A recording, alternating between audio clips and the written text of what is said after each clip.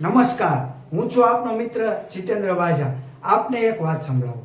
ધોરણ 5, 6, 7 અને 8માં અભ્યાસ કરવા આવતી પ્રાથમિક શાળાઓની દીકરીઓની આ કન્યાઓ છે એ શાળાએ આવવા માટે 1 કિલોમીટર અને 2 કિલોમીટર જેટલા દૂરના અંતરથી વાડી, ખેતર અને જંગલોના અવાવરૂ રસ્તામાંથી પસાર થાય છે.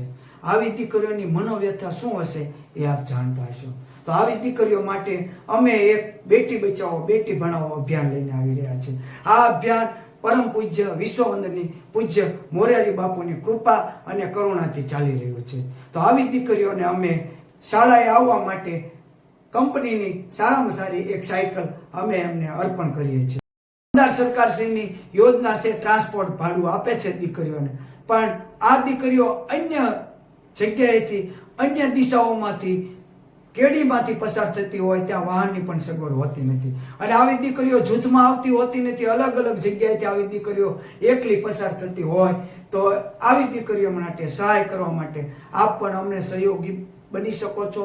અમે પૂજ્ય બાપુના ચરણોમાં આ અભિયાન ચલાવી રહ્યા છીએ.